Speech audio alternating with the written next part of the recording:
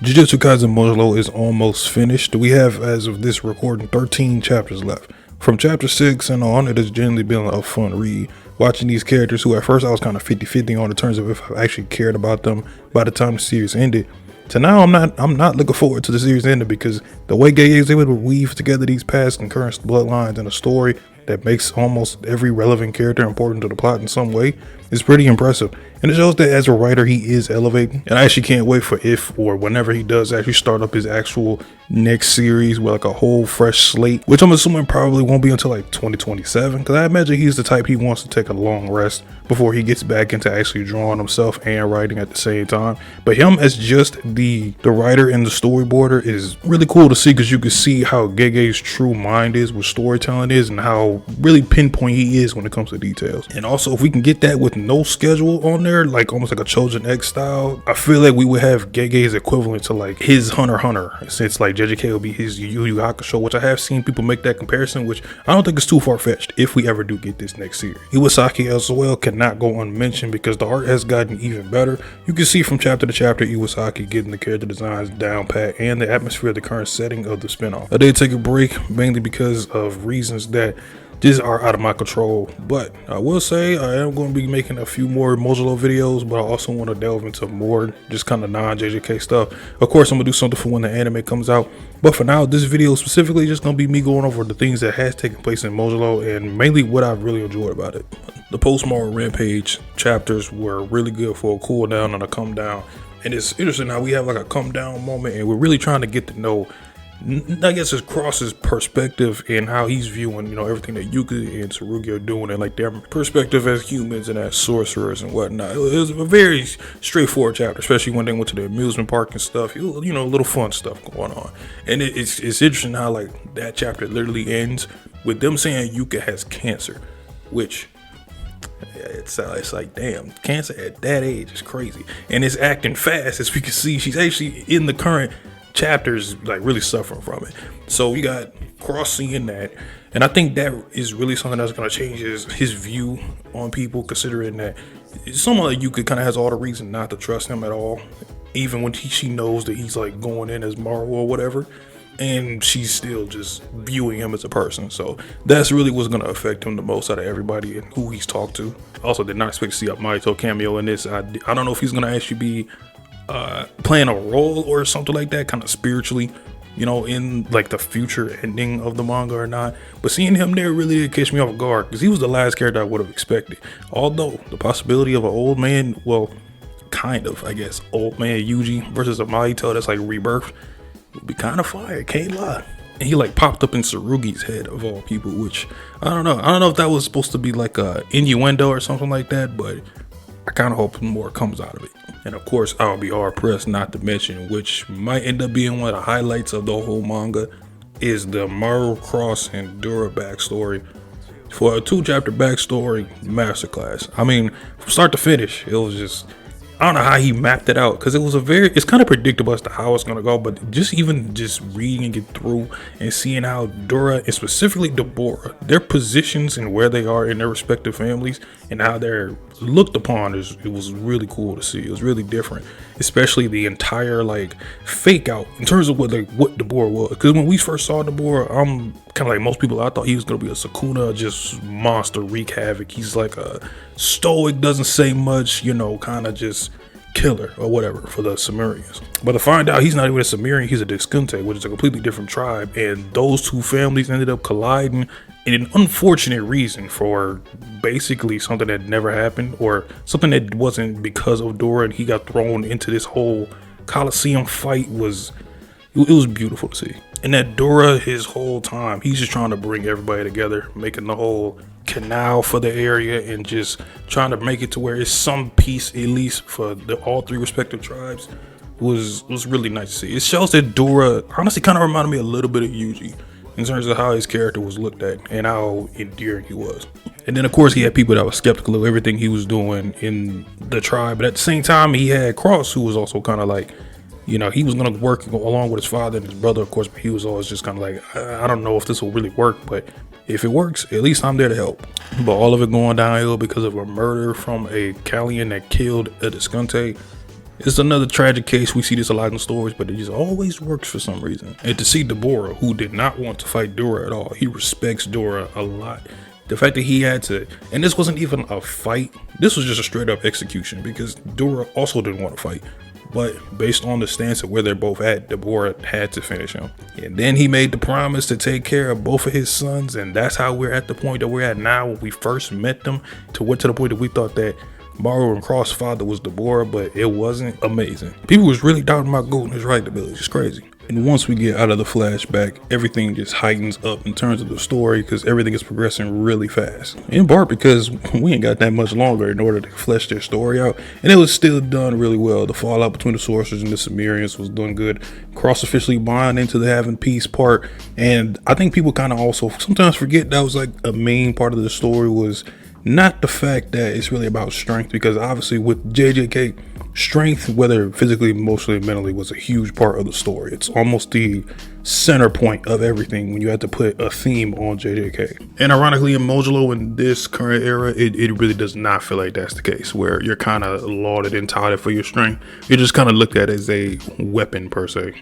Also, I thought it was really cool how the build up into finally revealing that Yuji is indeed in the verse. He's still walking around in the area in the era is cool. And the fact that the sorcerers and the higher ups agree that they need to find him, but they really want to conclude this whole problem with the Cimmerians and the Callians. And seeing Yuji take that almost Gojo role in a sense that he's the trump card to everything is really dope. Even though from what the clues are picking up from Yuji and from the others that have been talking about him, he does not seem to be in the most, egotistical, fun-loving, easygoing compared to Gojo to where he's at now. Which on a side note, cool to see Nobara is back. She's like an old cat lady or something now. And she's well respected because she did play a part in taking down Sakura. She's there. I guess we know Megumi is pretty much dead, unfortunately, so we could take those hints for what they are. And that part of her saying that Yuji is living all his life and he's not really aging, meanwhile he's watching all his other friends and family die next to him, and just he got tired of going to funerals at one point. Such a sad motion. It's kind of like a thing you don't think about when it comes to immortality. Everybody always thinks, oh, you can't die, it's a good thing.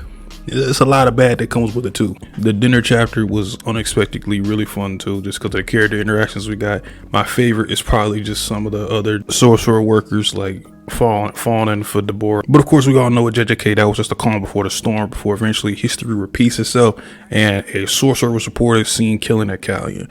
Which the Callians, they were, so I guess they're supposed to be cursed spirits. That's how they are perceiving it. But the Callians and the conflict, they're going back and forth. Specifically Osuki, he is not going for it. He was very much the one that kind of sparked the whole thing, and the one that was talking and arguing the most. And then from the sorcerer side, you got Yakimaru, who didn't know who this was. He he was introduced before, but I just didn't. I drew a blank on who he was when I was reading it. And he, to me, I really don't care for this character like that, because in the midst of all their arguing, he thinks that he sees Cross pull out a weapon, and instead he shoots him, and that's where everything just goes into complete war, chaos. Now we gotta solve things with violence, which is what we all were trying to avoid. Which it takes Deborah stepping in, and whatever conflict or problem there was, it's about to end really soon. And I love the reality of this. I love how real this kind of felt, because things like this happen all the time. It's not just in TV shows. Two sides are beefing. Something goes wrong. Now more death, more consequences are going to come from it, unfortunately. And it's got to take one or two people to really solve the issue. In some of the most recent chapters, we got Yuka versus Deborah officially happening. And first of all, her entrance, or introduction into the fight zone that they're going to be having it in, it was kind of funny, because of the fact that Yuka is 16 or whatever, and she just does not look intimidating at all. And the fact that she's out of it because of the cancer and all the sickness drops her from a plane. And as soon as she comes down, she shows the hand sign, or the arm sign for Mahoraga coming back into the series, which something told me. I'm like, I don't know why, I just had a feeling that he was going to come back regardless, but he is in Modulo. He's going to be fighting Deborah. That's going to be the main source of power going up against him. And it never dawned on me that she could have 10 shadows, just because the simple fact is I didn't anticipate that to be a thing in Modulo, or maybe it wasn't going to be with her, but it was. And I think the clue was the fact that in her fight in the first chapter, she does have like animalistic claw arms when she goes for her martial arts moves, which I never picked up on, but it's cool seeing Mahoraga fight. And then the fact he's going up against Deborah, who has like the light and shadow technique, and he's going to be really fleshing that out and showing how strong he is going to be fire. Plus the panel of the whole city almost looking like kanji. I thought that's what it was at first, but just the destruction they made is hype. I'm looking forward to it. Also, this is what I think is going to happen. My prediction, I feel like Deborah is going to have an epic fight with Mahoraga. Maharaga's going to lose because you can't build up the board like that, and Mahoraga actually, beats him, especially with Sukuna and Goto beat him. I mean, standards a little high now, but let's say Deborah wins. I actually do think what's going to happen is he's going to like forfeit for Yuka, and then, before Yuka's not gonna make it that long. I think it's gonna like forfeit or something, and then like she'll win the battle that way. The sorcerer can kind of dictate how things go because he would more than likely listen to Yuka. I think they're gonna have a conversation, and then it'll change into him thinking, okay, maybe if I just take myself out, they'll lead into the right path. Tsurugi versus Maru took me off guard because Maru, I was not anticipating him to be so serious for this. When he started talking about like why he's doing it and why he's not just gonna up and leave Earth, and it's like his people was already sent away from their original homeland. They can't go back. So Earth is pretty much his only option. And looking at it from there, it's like, wow, you can really see how much, Maru is affected by this, which he should be. But the fact that his whole personality shifted to where I almost for a second thought it was cross with the way they were interacting.